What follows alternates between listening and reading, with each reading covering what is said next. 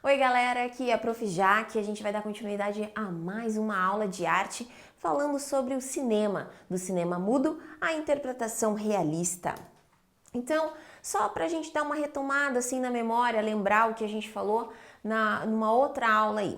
A gente falou sobre o cinema mudo, sobre os grandes atores, né, os mais conhecidos, e a gente falou também sobre a ascensão, né, do cinema em relação à tecnologia, a tudo que foi agregado. Então, olha ali, ó, a gente falou sobre o Charlie Chaplin, sobre o Buster, a gente falou também sobre o Stan, o Oliver e o Ray Wright. Então, a gente falou sobre esses atores e falamos sobre o cinema mudo para o cinema de sonorização. Comentei com vocês, né, sobre a tecnologia, que a câmera fazia muito som, ela emitia um barulho muito grande, então teve que ser feito primeiro uma adaptação, colocar uma caixa em torno dessa câmera para que ela não emitisse tanto som assim, para que a gente conseguisse ouvir também a voz do ator, né? Sem falar na invenção magnífica e gloriosa que é o microfone, que capta esse som e leva também diretamente para a cena, né? Então, foi possível aí colocar, né, o som e a imagem juntos. Eu dei uma dica também para vocês assistirem Cantando na Chuva, que é um filme que mostra bem enfatiza bem essa transição, né, do cinema mudo para o cinema falado. E agora a gente vai falar sobre a interpretação no cinema, a interpretação realista, tá? A forma de interpretar que a gente está acostumado hoje, que a gente vê em casa nas novelas, nas séries, nos filmes, ela passou por uma evolução, né? Como o cinema em geral. A gente não...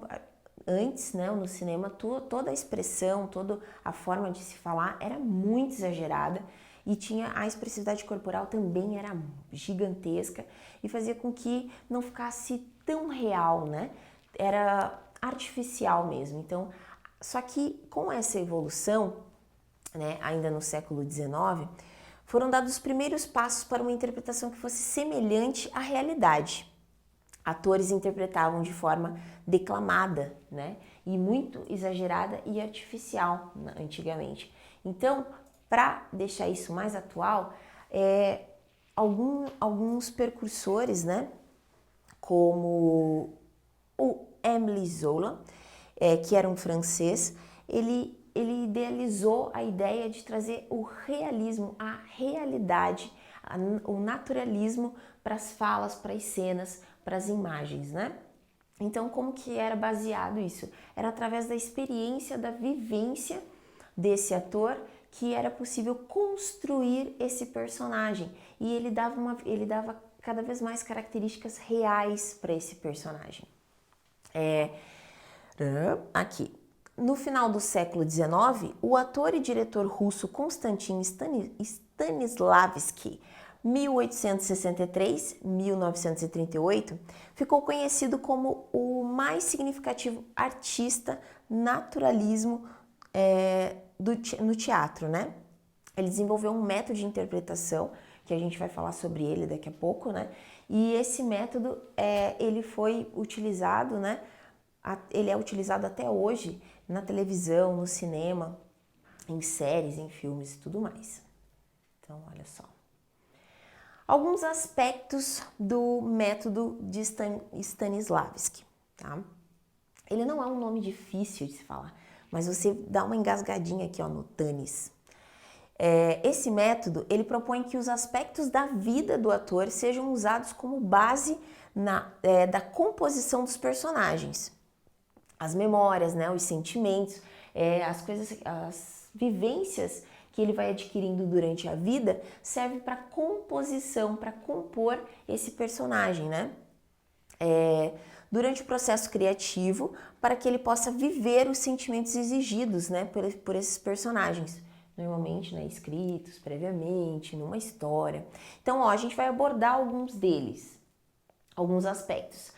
As circunstâncias prévias. Então, a gente vai lá, vou pegar eu, atriz, vou pegar o meu texto antes e eu vou dar uma lida, mas eu não vou ler só no que eu tenho que falar. Eu vou ler também o que aconteceu com esse personagem, como ele chegou até ali, como ele chegou até mim, qual é a composição dele, se ele tem uma família, quantos membros tem essa família, o que aconteceu com o pai, com a mãe, para que eu consiga entender e me colocar no lugar desse personagem. Assim eu consigo interpretar com mais realidade, não é só falar ou ter uma fala, né, ou uma ação, mas vivenciar essas ações. Então eu tenho que pegar esse texto antes e tentar procurar de uma forma mais próxima de me identificar com esse personagem. Então esse é esse método, né, de circunstância prévia.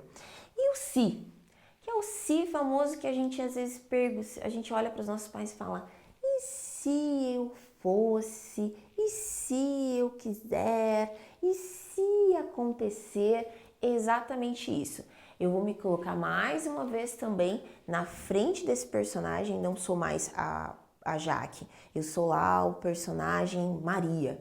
Então eu tenho que me colocar nela e tentar resolver as questões que aparecem para esse personagem, como se eu fosse ela de fato. Então esse se é uma característica que faz com que você se coloque, né, em situações como, por exemplo, mesmo que você não tenha vivenciado uma situação de perigo grande, né, ou de violência ou qualquer coisa nesse sentido, mas você vai se colocar nesse lugar e você vai tentar trazer essa sensação, como você vai imaginar mesmo para daí para daí trabalhar esse personagem. Então é uma técnica bem bacana.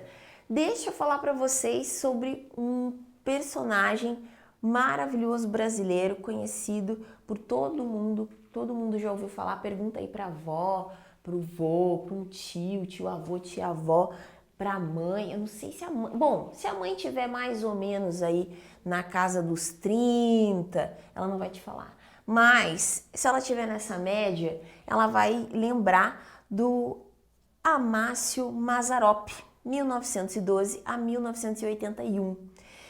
O personagem mais famoso dele é o Jeca Tatu. Um querido, é muito difícil uma pessoa que não gostou, não gosta do Mazzaropi, porque ele tinha essa característica, né, cômica, ele era muito engraçado e ele representava essa pessoa, o povo do interior, né, ele era considerado um caipira. Um caipira muito amado, né? Todo mundo curtia muito. E as histórias dele são muito engraçadas, porque contavam um pouco da realidade, né, desse pessoal do interior, algumas situações, como por exemplo o casamento, né, das filhas, como que era esse suspense, né, em torno do casamento, como que funcionava. Além de atuar, ele também criou um estúdio cinematográfico no interior de São Paulo, com uma oficina cinematográfica e um hotel para os atores e técnicos. Então ele fez um trabalho gigantesco, né? Ele criou, além do estúdio, ele também abraçava esses atores, essas atrizes e esses técnicos que iam lá para aprender, né, para trabalhar. E é isso, gente. Então a gente falou aqui, ó, um resuminho bem bacana que dá pra gente observar. É ali, ó, cinema e interpretação, né? Eles relacionam-se com cinema mudo, com os gráficos, relaciona-se o cinema mudo com esses atores ícones, né, que trabalhavam como o Charlie Chaplin, o Buster, o Oliver, o Stan. O teatro naturalista, que é aquele que eu falei para vocês, essa parte de interpretação, né, que trabalha a naturalidade. O teatro realista e o cinema brasileiro, que a gente falou agora há pouco do Mazzaropi. Então, muito bom. Chegamos à interpretação realista, o cinema atual e a televisão. Gente, muito obrigada pela aula de hoje. Espero que vocês tenham curtido. Foi muito bacana. E fica aí também uma dica para vocês pesquisarem mais, darem uma olhada mais sobre esses atores, sobre o cinema, quais são essas obras. E se você nunca ouviu falar sobre o Mazzaropi, vai lá, entra no YouTube, que sempre tem, na verdade o YouTube tem tudo, né? Então entra lá no Google, dá uma pesquisadinha, vocês com certeza vão encontrar vídeos, vão encontrar filmes falando sobre e até algumas obras completas dele, né? Porque ele fez vários vídeos, vários filmes, né? Seguindo esse personagem, o Jeca Tatu, tá bom? Muito obrigada por hoje e até a próxima aula.